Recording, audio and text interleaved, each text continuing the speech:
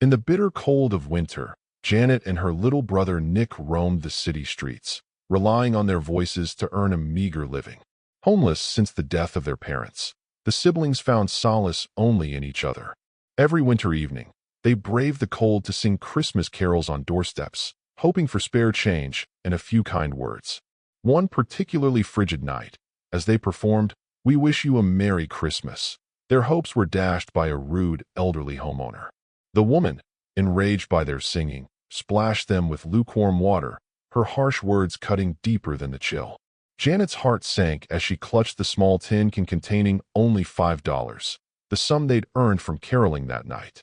Despite the cruelty they encountered, Janet's determination to provide for Nick never wavered. When his stomach rumbled with hunger and he pleaded, "When can we eat?" Janet's mind raced for a solution. Spotting a massive house with a tall gate, she decided to try her luck there, convinced that a warm meal might await them. With a hopeful smile, Janet began singing once more.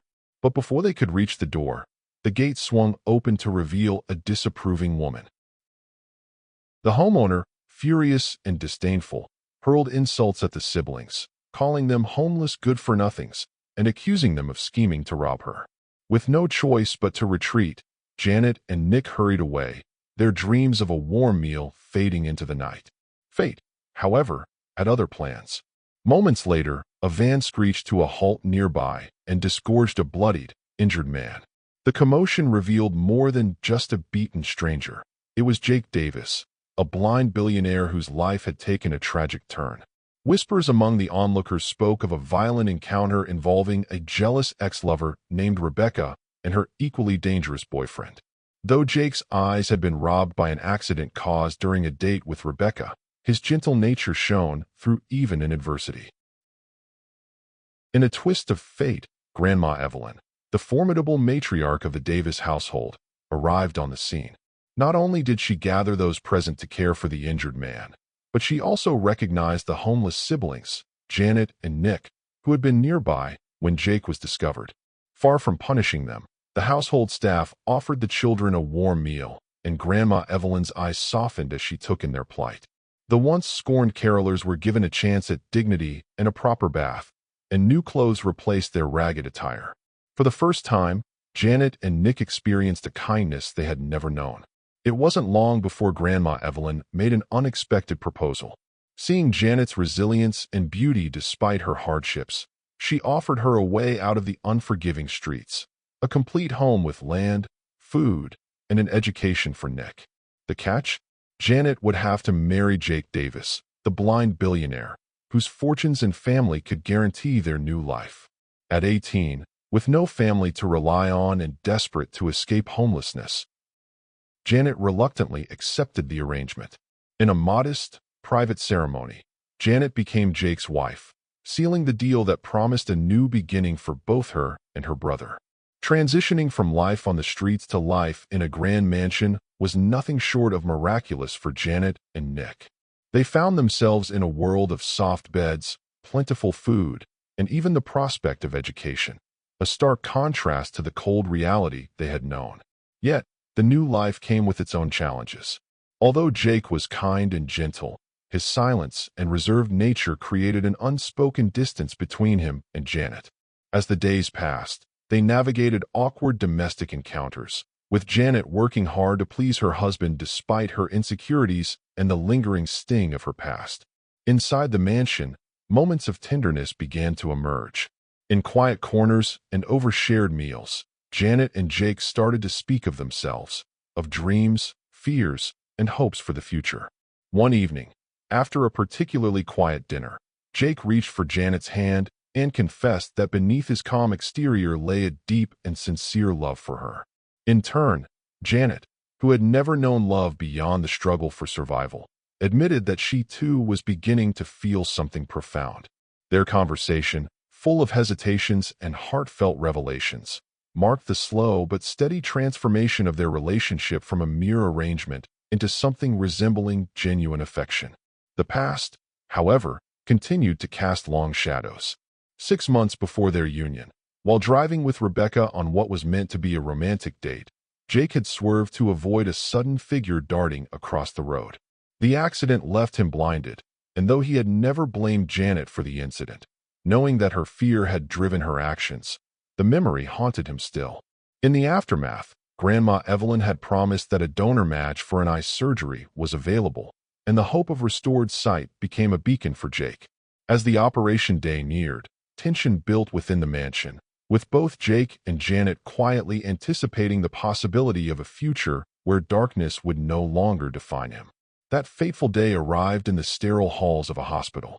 With Janet waiting anxiously outside the operating room, the atmosphere was thick with hope and uncertainty.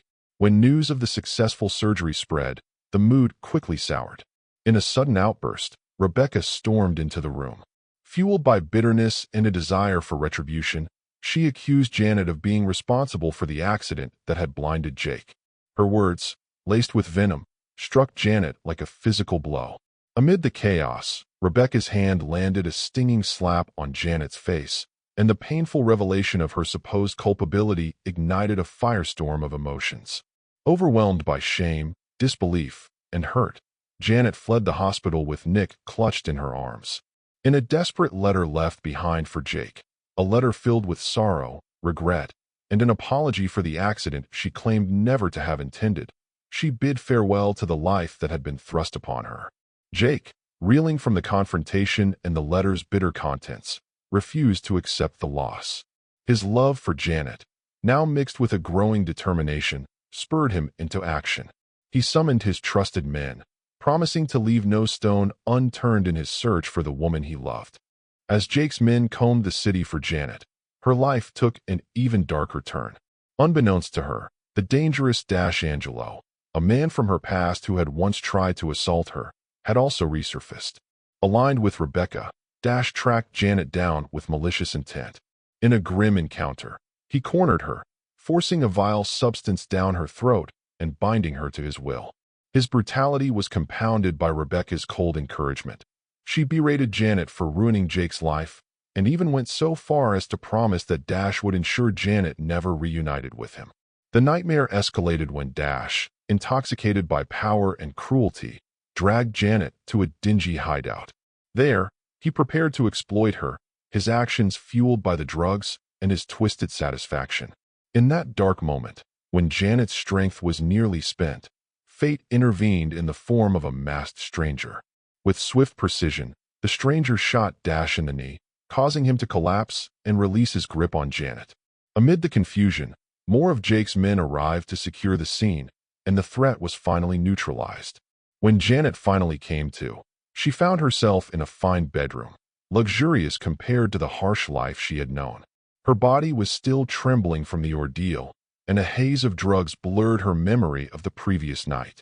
Slowly, she became aware of gentle touches and soft words. It was Jake, standing over her. He carefully removed the tape that had bound her and reassured her that she was safe. Though his tone was initially cold and matter-of-fact as he explained that he had tied her hands to prevent any further impulsive actions, his eyes revealed a tenderness that belied the harsh words. Despite the fact that their marriage had never been legally finalized, Jake's determination to protect her was unmistakable. In that moment of vulnerability, as Jake asked her the simple yet powerful question, "Do you love me?"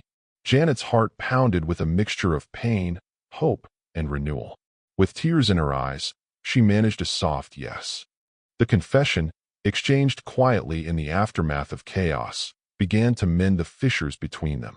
Their shared ordeal, though brutal and frightening, had ultimately drawn them closer together. In the weeks that followed, the mansion, once a cold symbol of an imposed new life, became a sanctuary for healing and understanding. Janet and Jake worked to rebuild their relationship.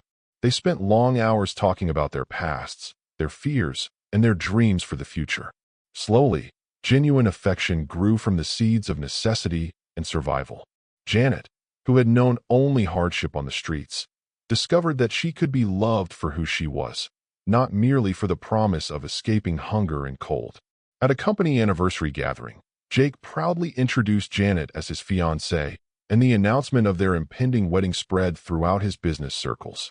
Although Grandma Evelyn had initially pushed for an immediate union, Jake wanted to savor the time they had together and nurture the fragile new bond that had formed between them. On Janet's 19th birthday, in an intimate and heartfelt ceremony, Jake proposed, solidifying their commitment to one another. The lavish church wedding that followed was a celebration not only of their union, but also of their transformation.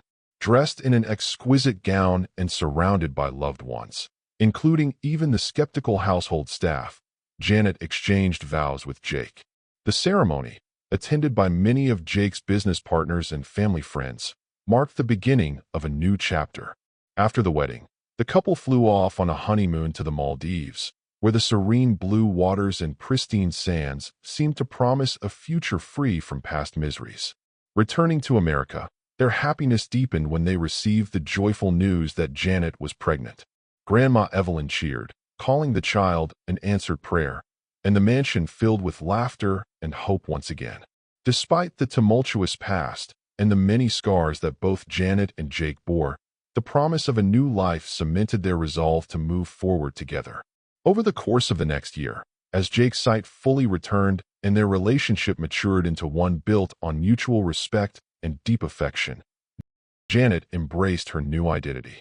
No longer defined solely by her hardships, she became a symbol of resilience and redemption, a woman who had risen from the darkness of homelessness to find love, stability, and a future filled with promise. With Nick thriving in school and the family slowly healing from its turbulent beginnings, Janet learned that every challenge she had faced had prepared her for this new life. Their journey, marked by moments of cruelty, vulnerability, and unexpected kindness, was a testament to the transformative power of love. In the end, Janet and Jake's story was not just about a bargain struck in desperation. It was about two souls finding each other amid chaos, learning to forgive the past, and daring to hope for a better tomorrow. As they looked forward to the arrival of their child and the promise of a forever home filled with warmth and understanding, they knew that together, they could overcome any darkness and truly begin to live.